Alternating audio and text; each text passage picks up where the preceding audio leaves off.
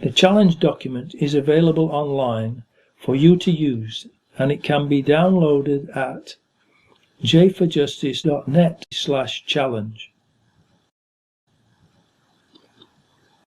or jforjustice.net/e2go.html, and can and should be used by everyone who is charged with a victimless fraudulent legislated offence.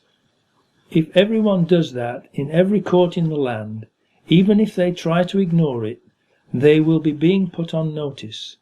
When everyone knows, and they know that everyone knows, then their evil system will collapse and set everyone free from their evil thieving clutches. What you need to do to use it is download it from the link above.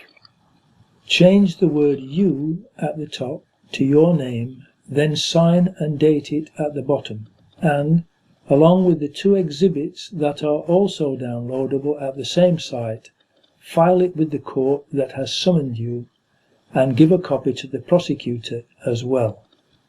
Then they, the hierarchy enslaving you, will know that you know they are operating fraudulently, and, in order to prevent the public from finding out, they will probably drop the charges. If they don't, then you will need to argue the case in court by challenging the Crown and thus the judge's jurisdiction publicly. You can get advice on this, if you need it, from jforjustice.net. When enough people are made aware of their fraud, and they know that everyone knows, they will have to stop and return to God's perfect royal law of liberty that you were given by God through Moses at Sinai to protect you from evil, instead of living under their fraudulent oppressive legislation.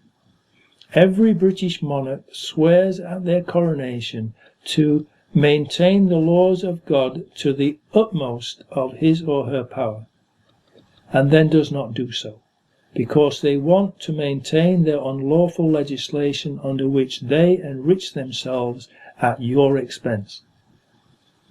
The last page of the Old Testament, Malachi chapter 4, warns you what will happen to you if you don't. The choice is yours. God's royal perfect laws of liberty are in the Old Testament's first 5 books, the books of Moses: Genesis, Exodus, Leviticus, Numbers, and Deuteronomy. Learn and enforce them to set yourselves free from poverty and oppression, and share in the redistribution of the monarch's and her cronies' fraudulently stolen riches. The law the monarch swears to maintain to the utmost of his or her power forbids him or her from using their position for personal gain of any kind, and enriching themselves at the expense of others, thereby driving them into debt slavery. The Saudis and other Arab so-called royalty do not want Muslims to read the Bible and keep the covenant, because under the covenant law just quoted, they too would have to give up and redistribute their obscene wealth. So they have told Muslims that the true Bible no longer exists, which is a lie, attested to by God in the Holy Quran, the Gospel of Unity. Surah 32, Ayat 23. We did indeed aforetime give the book, the Torah, the law, to Moses. Be then not in doubt of its, the Torah, reaching thee.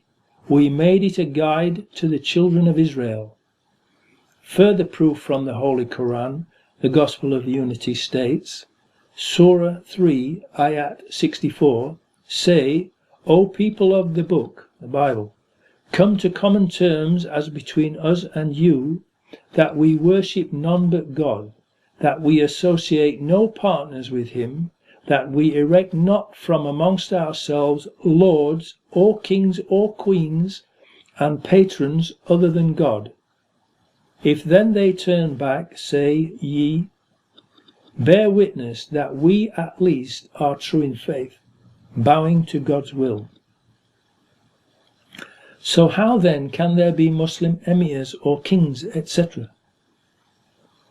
I have correctly translated and interpreted the Holy Bible and Quran, also known as the Gospel of Unity, and combined them into the one book that the ruler of the universe always intended them to be, the King of Kings Bible.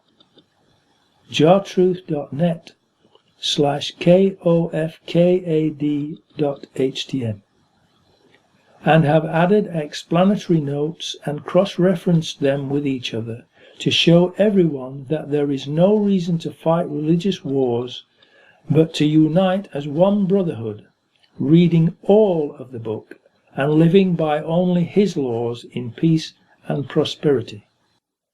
Long live the fighters! For God, good Allah. Muad'dib.